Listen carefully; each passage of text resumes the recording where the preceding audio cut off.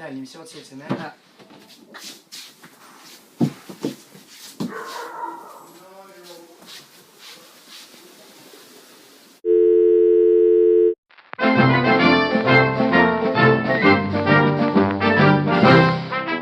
Donc désolé chers téléspectateurs pour le problème ici en studio.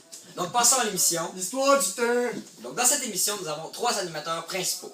Félix Van Emilio, Timothée Saint-Arnaud et Justin Boyer. Pour vous mettre dans le contexte, aujourd'hui nous allons vous parler de la Révolution américaine. Donc, la Révolution américaine est une des grandes guerres qui a marqué le territoire de l'Amérique du Nord. Cette guerre qui oppose les rebelles de 13 colonies aux soldats de la Grande-Bretagne fera presque 500 morts. Les deux forces, qui comptaient plus de 3000 soldats, ont combattu sur des lieux qui sont maintenant des lieux mémorables pour les citoyens de chacun des peuples. Mais les 13 colonies n'étaient pas la seule colonie à être affectée par cette guerre. Le Canada lui aussi a souffert. Plusieurs batailles ont marqué cette guerre, comme la campagne de Boston. Et l'invasion du Canada. Aujourd'hui, nous allons vous parler de 3 gros sujets qui ont marqué l'époque. Premièrement, l'aspect politique. Deuxièmement, l'aspect social. Et troisièmement, l'aspect économique. Et pour finir, une expérience qu'un collègue a jouée dans la vie d'un colon américain avant la guerre. D'accord, après la pause, je vais présenter l'aspect économique.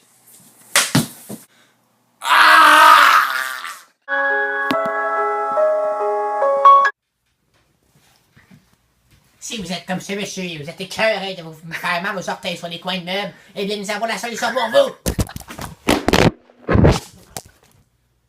Voici le produit! Ce produit est en fait un oreiller recouvert d'une substance extrêmement rare qui empêche les orteils de se faire mal. Vous n'avez simplement qu'à installer le produit sur le coin de votre meuble. Et voici un exemple. Plus jamais de mal! Il y a plusieurs choses. L'acte de Québec, le traité de Versailles et même la déclaration d'indépendance. Pour commencer, l'acte de Québec. L'acte de Québec est la charte qui a plutôt parti la guerre, qui a enragé les 13 colonies et qui faisait plaisir aux Canadiens. Les Canadiens qui n'ont aucune chose à faire dans la guerre était simplement le début. L'acte de Québec qui donne au Canada le territoire comme le sud des Grands Lacs, la vallée de l'Ohio et Terre-Neuve encercle les 13 colonies. Il y a aussi la nouvelle loi contenant le retrait du serment du test, le droit d'avoir un nouvel évêque et le retour des seigneuries. Plusieurs choses aussi ont été marquées par l'acte de Québec. Passons au traité de Versailles. Le traité de Versailles est le traité qui a mis fin à la guerre. C'est seulement sa seule cause. Par contre, la déclaration d'indépendance a grandement marqué les États-Unis. Elle a été signée le 4 juillet 1700, je ne sais quoi. Elle a été signée par plus de 50 personnes.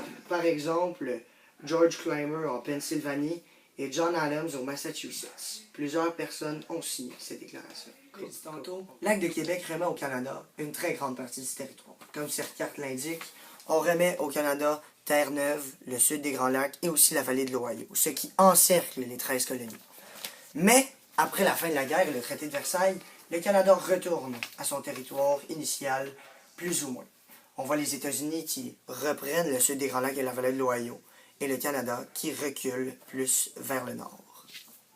La déclaration d'indépendance est en général l'acte qui remet aux États-Unis l'indépendance et les libère du joug des Britanniques. Elle résume leurs valeurs auxquelles se bâtira le nouveau pays. Ainsi, elle explique quelques lois. Les raisons majoritaires pourquoi les Américains ont parti cette guerre étaient ainsi. Ils étaient maltraités par la métropole, et ils voulaient une chambre d'assemblée. Les Américains devaient être représentés au Royaume-Uni. Donc, moi, je vais vous parler de l'aspect social de la Révolution américaine. Alors, en 1783 et 1784, il y a eu la grande vague d'arrivée des loyalistes. 43 000 sont allés au Canada, dont la plupart se sont dirigés vers les Maritimes. 8 000 sont allés dans la province de Québec. Les loyalistes ont vraiment pas eu la vie facile. Ils sont privés de leurs droits et ils sont exploités dans des conditions minables. Plusieurs deviennent des esclaves. Ils sont aussi restés fidèles à la couronne britannique car ils craignent le chaos après l'indépendance.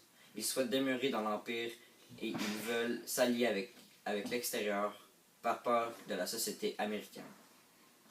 Les historiens estiment que 15 à 20% de la population des 13 colonies étaient loyalistes. Après leur défaite, 20% s'enfuient 20% s'enfuient vers d'autres patries dans l'Empire britannique, comme en Grande-Bretagne ou en Amérique du Nord. Par exemple, en Nouvelle-Écosse et à Terre-Neuve. Les liens entre les colons britanniques et les Canadiens français sont détruits après cette révolution. Puis, ce fut un grand changement pour les citoyens qui étaient des colons britanniques, qui sont devenus des citoyens des pays libres. Donc, pour finir, on va vous parler de l'aspect politique de la Révolution américaine.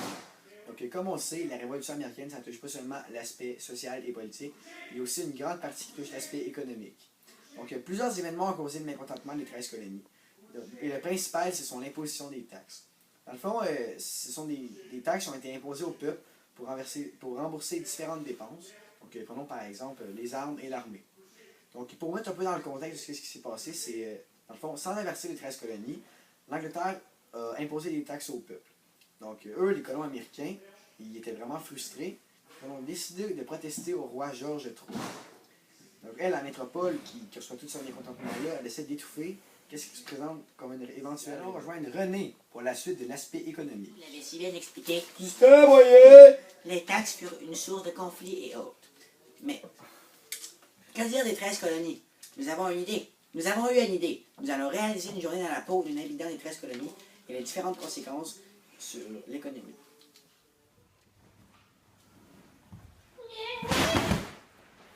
Êtes-vous tanné, comme moi, que votre mère ou votre père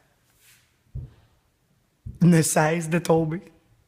Eh bien, voici le skateboard magique. Pour toutes les personnes âgées, ceci vous permettra de vous déplacer en toute sécurité. Voici un exemple. Vous embarquez et vous vous laissez aller.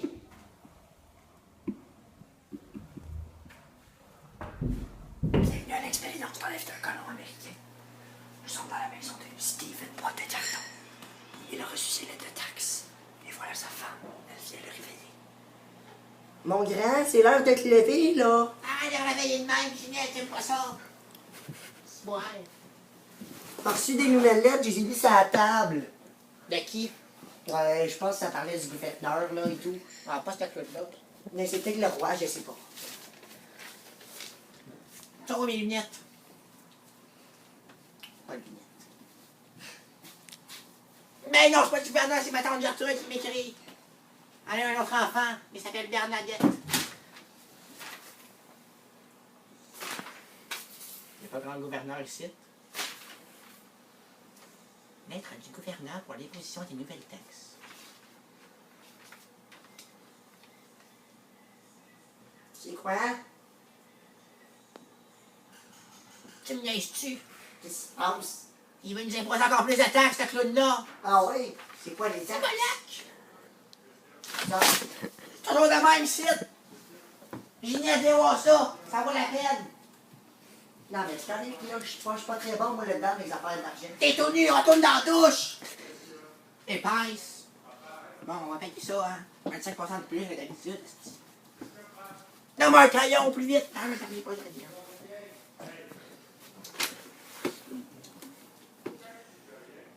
Imposition des nouvelles taxes pour le roi. Le voilà qui sait que c'est taxe. 25% de plus que l'ancien. Signé ici. Ginette! Quoi?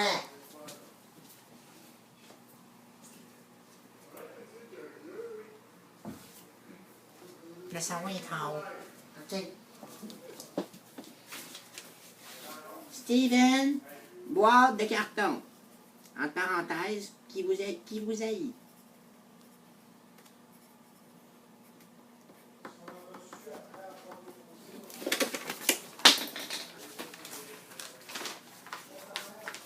Mon petit écœurant.